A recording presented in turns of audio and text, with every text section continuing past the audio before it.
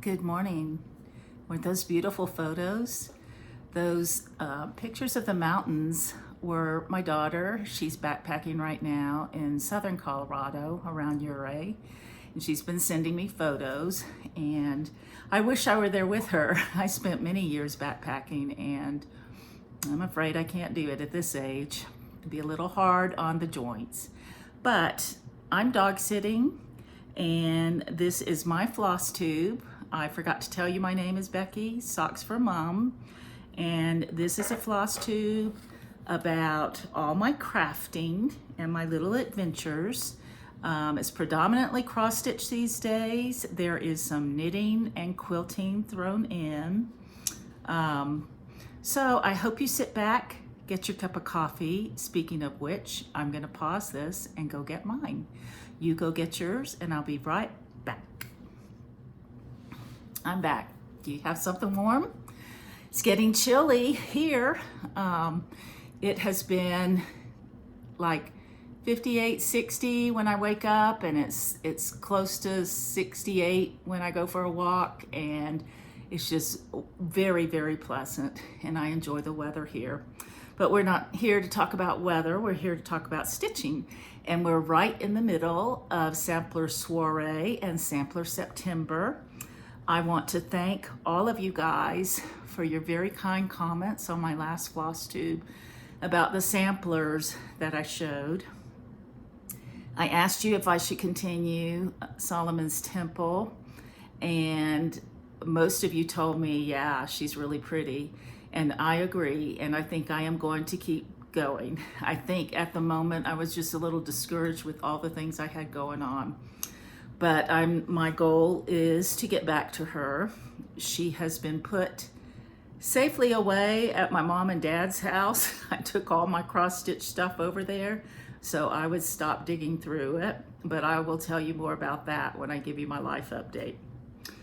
I have been working on, since we last spoke, the week changed, and I changed to two more samplers whips that I'm working on, and I will show those to you. I've got a little bit of stash that actually came here instead of to my house. I have some knitting that I will put at the end, a little tiny bit about master knitting, and that's about it. This should be pretty short today. If you're not interested in the knitting, when I'm done with the stitching, you can just flop right on over to that.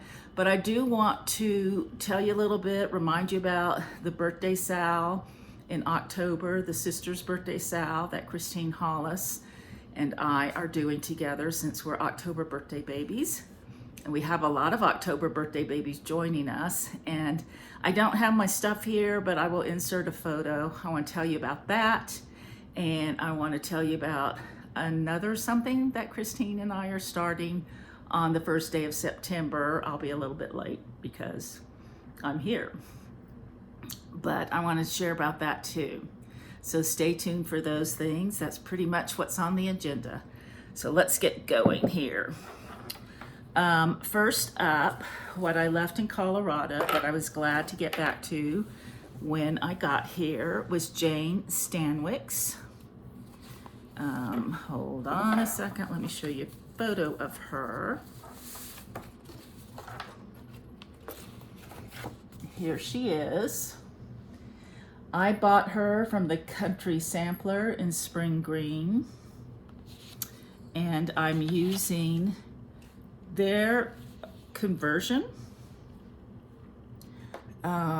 This is Jane Stanwix, 1843.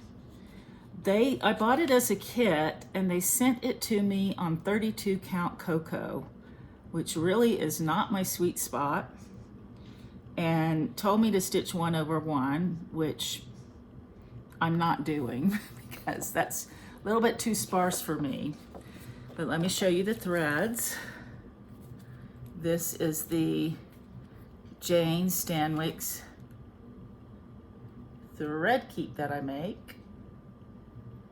Kind of got a glare on her. These are the lovely threads. Doesn't look so great against my bright pink shirt though, does it? They're Weeks Dyed Works. There's some DMC in here. It's really pretty, but if you want the conversion, you would have to talk to the country sampler about that. I think I'm gonna pull a finish by the end of the month, which was my goal for this.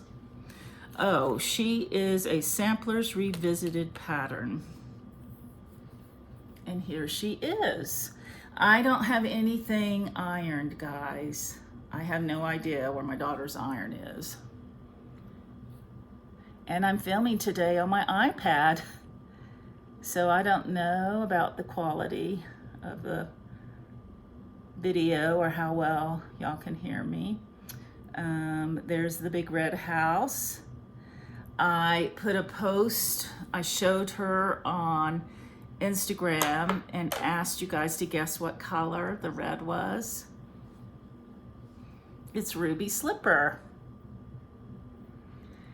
And sadly, I have 2 skeins of Ruby Slipper, which are different. So you can see where down at the bottom, I had to go with the second skein because I ran out stitching 2/2. But I think what I'm gonna do is pull that reddish, the second skein, and go over with 1 thread, some of those at the top to kind of blend it in. So all I have to do is the door, and then right down next to the house, I have, I think, what's going to be one of my favorite parts that drew me to the sampler.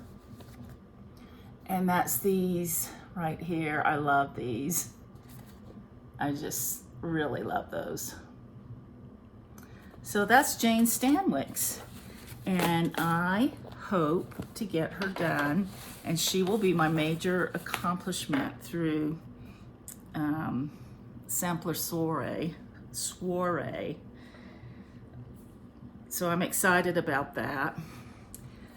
And I've put a dent in the other 2 samplers that I showed you last time that I worked with, which I'm totally drawing a blank on what I even worked on.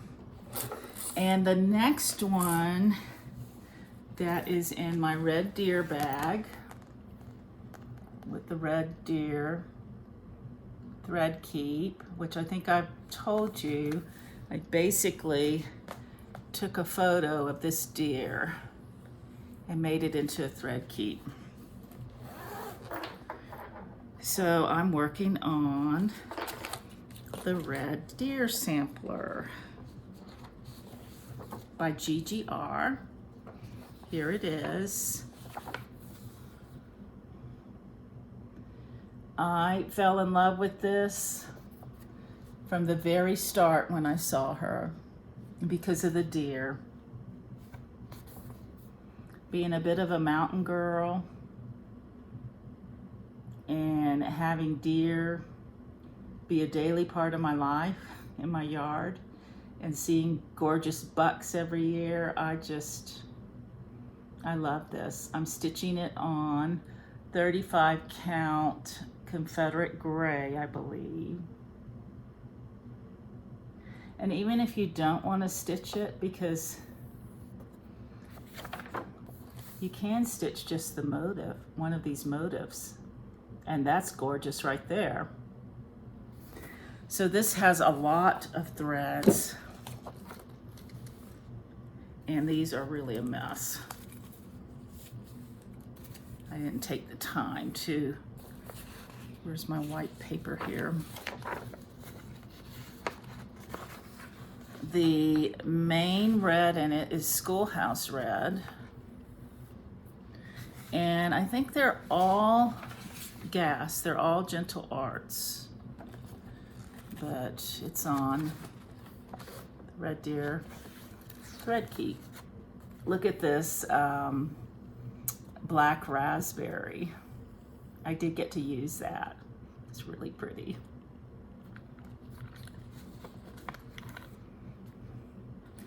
So I absolutely love this, and my goal for this one is to finish it before the end of the year. I think that may be hard, but this will be a focus piece because of what our circumstances that we're going through that I'll share with you in a little bit. But I forgot to show you the sampler. My goal for this, that I am not meeting, coming anywhere close to meeting, I thought I would stitch a flower a day around the border, and that's just not happening. Carol, Saltbox Stitcher, mentioned that the flowers were a bit tedious because she just finished it. Boy, is it beautiful. So I thought that maybe that should be where I start. I don't normally do the borders all the way around, but if they're tedious, maybe I need to get them over with. There's the blueberry. Blackberry, what is it? Blackberry jam. And this is the start of that motif that I just showed you that's on the back. So I love this, love, love, love it. And that will be my focus. I think the sampler that I will work on until the end of the year. I'll be working on a lot of seasonal stuff coming up here. Okay, so those are the two stitching things I've been working on. I have started working on Matilda Hornbuckle, but I'm gonna wait to show her to you because that's one of my fall things on my fall focus board, and I'll talk about that in my next FlossTube. But let me see. I'll show you my stash next. Acquisitions. Some of it came just as we were driving out to head up here. And I was so super excited because here is Jane Jackson, 1840. This is the sampler that Nicole of Hands Across the Sea has dedicated to our Tudor Rose Sampler Guild. Our 20th anniversary is this year. So she's dedicated this one to us. I believe we're sharing it with another guild, maybe, but these are roses. And it's really pretty. Look at the moth up here. I think I'm going to be doing her in DMC. I love that border. And the little dogs. And the butterflies, Adam and Eve. And inside is a picture of those of us who were there at the guild that night when we took our group picture. There's a whole lot more of us than this. But this is, let's see, I'm sure she'll release it. I don't know when. It's 299 stitches over 280. Very, very pretty. And this one here is stitched on 46 count weeks parchment. So that came in the mail. And let's see, this was waiting for me when I got here. I found Spot the horse because I have to do him if I'm going to do the one that was released last spring. cute. I had to look far and wide for this. And I really like how it's framed right here. I kind of think I want to do a horse wall, because I have Kathy Barrick's Frederick and Fiona. No, not Frederick. Edward and Fiona? I can't remember. The red horse. And if I do this one and the other spot one and then Edward and Fiona, still doesn't sound right. Then that would be my horse collection.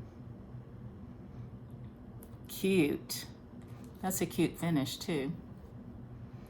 And I'll do it in the silks because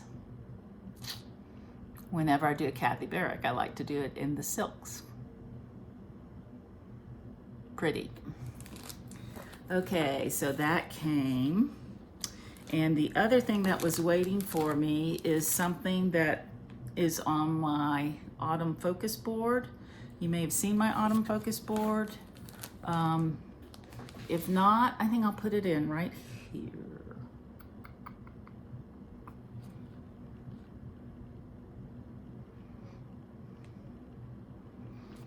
I'll talk more about it on my next video, but this came. And it's a wool applique kit on this fabric. And it has all these embroidery stitches on it. I pulled it out late at night and I was like, oh goodness, I don't think I remember any of these stitches. In the 70s, I used to do quite a bit of crewel work. So I knew a lot of the stitches then, but you know, you can find everything on YouTube, right? But I like this. I think it would be cute framed. So that came. And that is about all. Oh no, one more thing came. It was a happy day when I was leaving. We had to get out pretty quick, but I'll tell you about that in live section. Okay, so this came. This is gonna move me right into knitting. So if you're not interested in knitting, you can skip right on over. It's not gonna be long. Actually, before I go into knitting, let me talk about the birthday sow. And I will stick photos in and do a voiceover where I'm talking right here. So the birthday sow that Christine and I are doing is where we have picked at first Cock's Crow out of the Blackbird Design Sisters book. And we are starting October 1st. Christine actually has some more books coming in. I think she's done 3 big orders on these books, and there's a lot of you that are going to be stitching with us that we're very excited about. So you can go to her shop and check it out, or find it wherever you can. You may already have it. A lot of you told me that you had it already kitted up, so this is the perfect opportunity. We're so excited. I made a thread keep, and I'll put a picture in right here. I have a whole bunch made up, and I will put a link. Actually, you can, I'll put my email down where you can send me an email and request to buy one if you want to. They're $12 with $3 shipping. But I only thought it fair because most of you know that I'm trying to take a little break while we get moved. But I made a whole bunch for you. Okay, so that's the birthday sow, and I hope you join us October 1st. Now let me move into the knitting. So as we were leaving, I had ordered something from the Loopy Ewe. They had, I think it was a Labor Day sale, and they had this bag I'm going to show you was on sale that weekend. And also, if you ordered that weekend, you got this adorable charm. Now, some of you who are cross stitchers may not know what a knitter uses this for, but I use it after the first stitch. I'll place that so that I can distinguish what the right side and the wrong side are. It's really cute. This is a Hue Loco yarn, and the color is Peach Pickling. It's beautiful.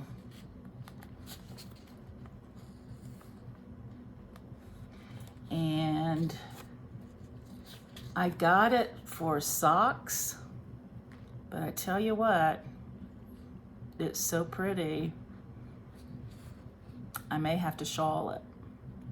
We'll see. Anyways, Hue Loco is a dyer in Colorado. So that came, and I could not resist ordering this bag because basically, I'll tell you, pull off the tag. I have a little bit of hippie in me. I grew up in the 70s. I didn't grow up in the 70s. I was a teenager in the 70s. Some of you may have grown up in the 70s and you're quite a bit younger than me. Some of you were born in the 70s. So this is a Bungalow 360 bag. See if you can guess why I got it. I got it because of the peace sign, because we had peace signs on everything in the 70s, and we went around doing this all the time. When my girls were in college, I think they started saying peace on, which is funny. We just said peace. Look at the zipper pull. It's a peace key ring. And of course, if you know me at all, you know I love orange.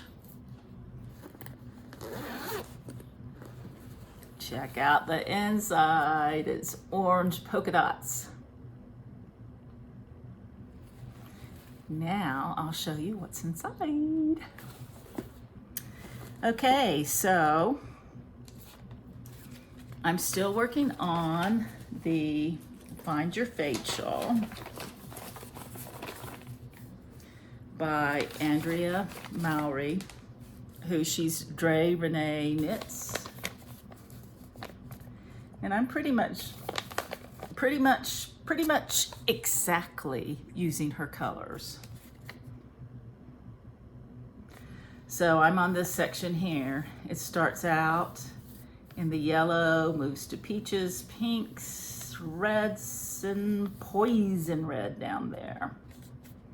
It's really big because I'm using 7 skeins, I think. Let me find a picture of it stretched out.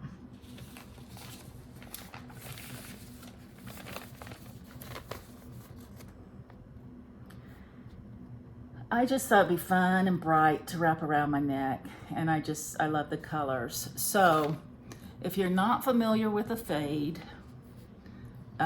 you're basically fading colors into the next color by alternating those 2 colors for a little bit and dropping this color, knitting this one for a little bit, and then adding a new color in and alternating it and then dropping the old color. You know, it goes like that, if that made any sense.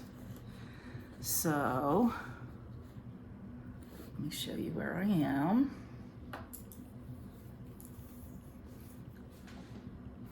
So this is called Pollen, I think. It's a bright yellow.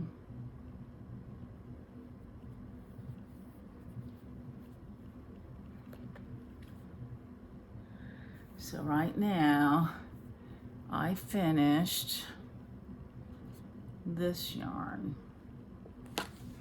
Where's my white thing? Piece of white paper here. Oh, I lost it. Yeah, as best I can do. Whoop, can't do that. It's a chart. Oh wells. Now, here we go. So I'm doing this color right now.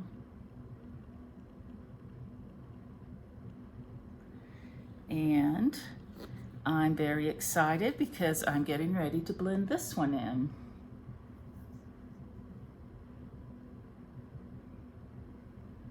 These are all Hedgehog Fibers Skinnies. So they have no nylon in them. They're really great for shawls. And then after that, I'll show you the last colors.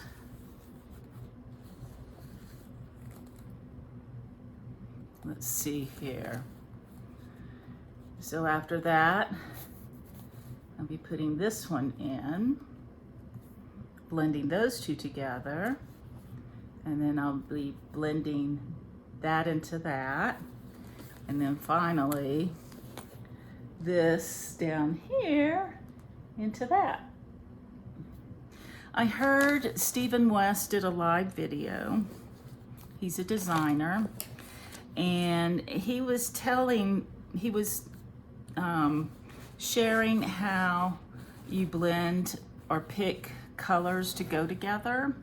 And one of the tips, he just kept saying,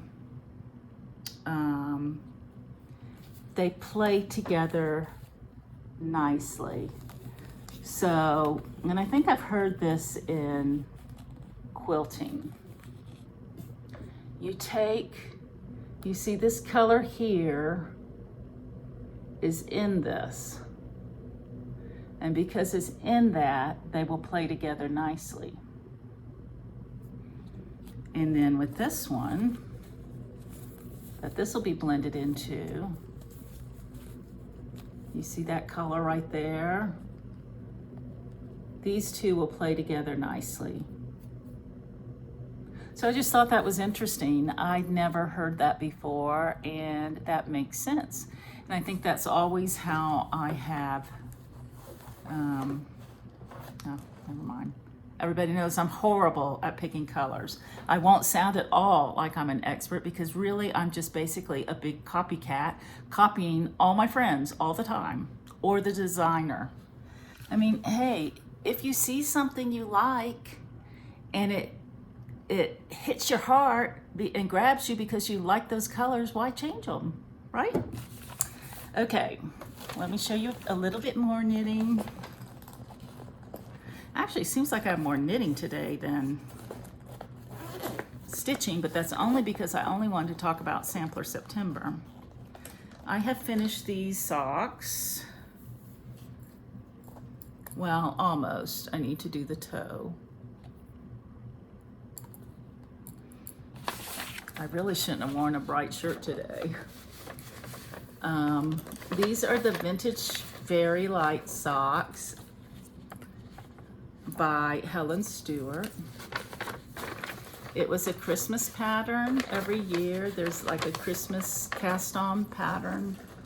And that's this. This yarn is Pajama Party, is the color, by Sweet Sparrow Yarns. It feels really nice. So I need to start the second sock on that. So those are the socks I'm working on. Now I will tell you a little bit about Master Knitting and then give you a life update. I figured this out a couple weeks ago, and I'll throw in the life update too. So our life has been a little bit chaotic. because we decided, I talked in the last video and told you we had sold the house, so really I don't need to go over this, other than to say that we decided it was a good time to put our house on the market with all the hot market. It's a hot market right now for selling. It's not a hot market for buying, I don't think. So we've had our first, and you guys saw, our first contract fell through. They offered a little bit more than what we had it listed for, but they were trying to do some very creative financing. Their first financing fell through.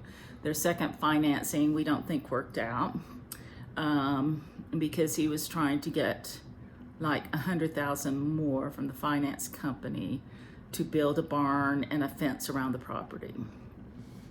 So it didn't work out and it fell through. We put it on the market and immediately had more people interested, immediately booking all week. So we decided to hightail it here to Colorado.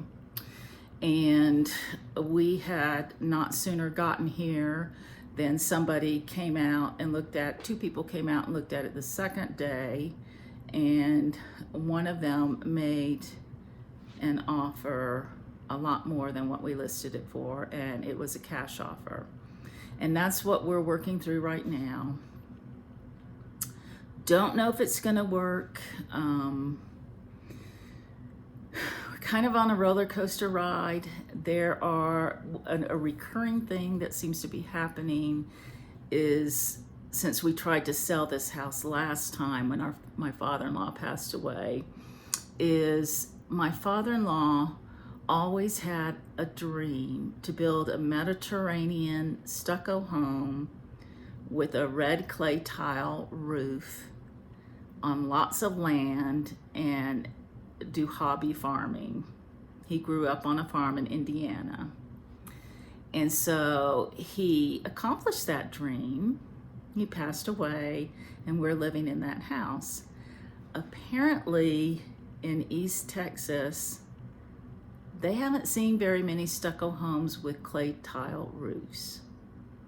And that seems to concern, a lot of people seem to be concerned about that. I mean, they love the house, it's a beautiful home, but when it gets right down to it, they're a little bit afraid of that, or not afraid, they're just concerned. So right now we're working through some concerns. They really do want the house. We'll just have to see.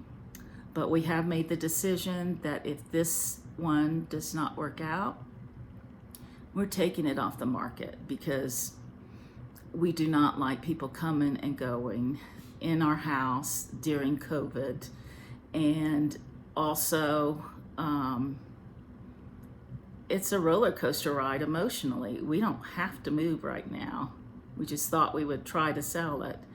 And it's for any of you who have sold a house, it really stinks when somebody comes in, an inspector comes in and combs over your house and writes down every little teeny tiny thing that you never notice, that you don't even think there's a problem with, or you'd fix it, and makes it sound like your house is falling apart when basically you don't think it is. That's really hard emotionally, and it's just really hard because, like I said, if it were broke, we'd fix it. That's just the kind of people we are. So anyways, I don't know what's going on with my future. We're heading back on Wednesday. They have until Saturday to give us a final decision. I have stuff here. I have stuff in Texas. I don't know whether I should take all the stuff that I've been bringing up here home or leave it here. It's just been a bit of a roller coaster ride. But what I discovered was in times like that where, I mean, we are fine doing either one. So we're not depressed or upset or well, there may be a little bit of disappointment because I am a mountain girl, you know, and we eventually will get back here, I think. But I'm wanting something solid and secure. So I re-enrolled in the master knitting program. I didn't re-enroll, I'm already enrolled.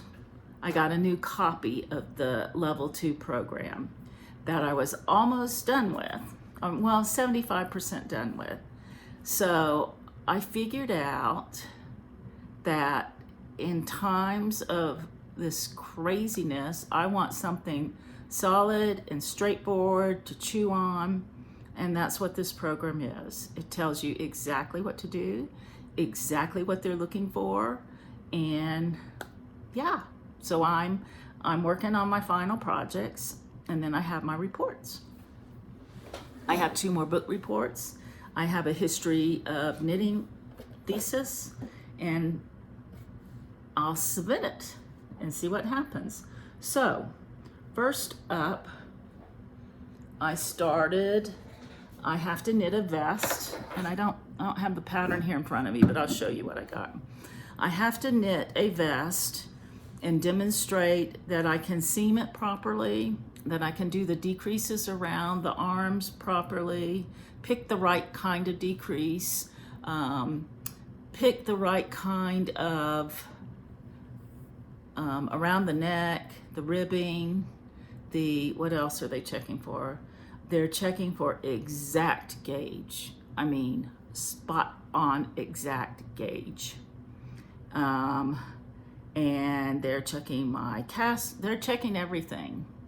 And some of you may be thinking, why would you want to do that? Why would you want to go to that?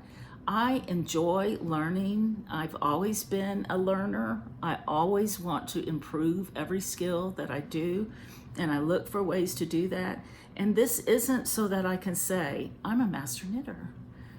This is so that I can feel accomplished in what I'm doing. Just like in the Middle Ages when they had guilds,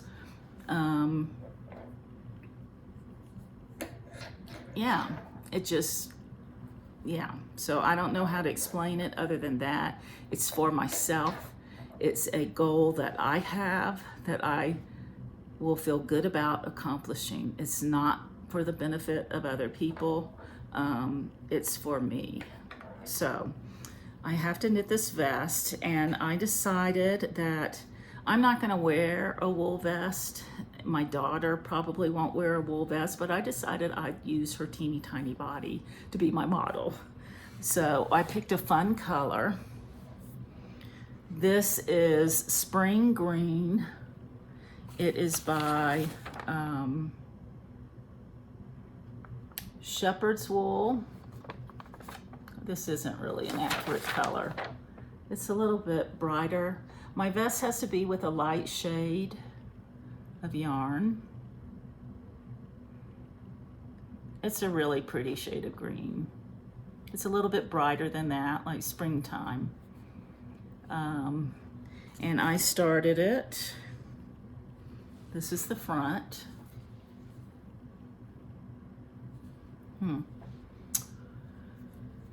It will have, you can't really see, it's beginning to have it.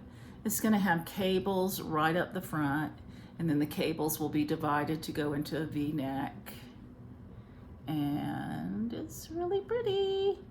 I'm really enjoying. Oh, that's a good picture. I'm really enjoying working on it. So that is what I'm working on. You had to pick a vest that was knit flat so that you can demonstrate your finishing skills. And one thing I'll point out to you knitters that are wanting to knit a sweater or a vest or something like that, and it has ribbing along the edge, you will see that you have to start your ribbing in a certain way. I have 3 stitches on either side here. It's a knit 2 purl 2, but I have 3 stitches because when I seam it together, this last stitch will disappear because I'll be using that as my seam. And then on the back, I will start the back with 3 pearls. So you'll see that keeps the pattern continuous all the way around. So that's the tip I can share with that.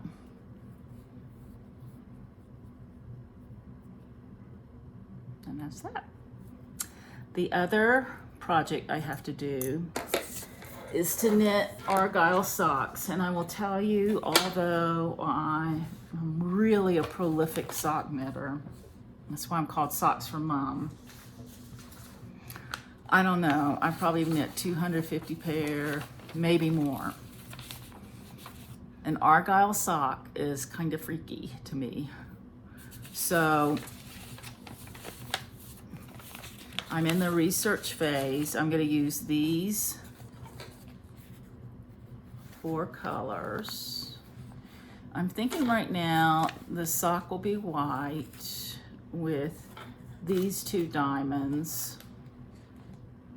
and then the stitching will be black on it. But I've got my first article to read about intarsia on socks. And no, I didn't copy I printed this after I bought the yarn, so I'm not copying. I know some of my friends are saying, did you copy that too? I just like pink and gray together. And you see, they don't even have black. But I will read about intarsia. And intarsia is where, when you're knitting, you have your colors on bobbins and you twist them in a way so that there's no gap. So this is going to be a big challenge for me, but that's that. Okay, friends, I think that is about it. That's all I have to share. You heard my life update. I don't know where I'll be filming from next time, but I did realize last time that I really do enjoy doing this, and I do need to do this more often. Once I did it, I thought, this needs to be a priority. So thank you for watching. Thank you for hanging in here this long with me. If you have, I hope you come back and visit with me again. I love the relationships I have with you. I love chatting with you. I love seeing you on Instagram. I tell you what, this has really been wonderful, this community, and how we have just grown closer through COVID. So all of you take care. I'll see you soon.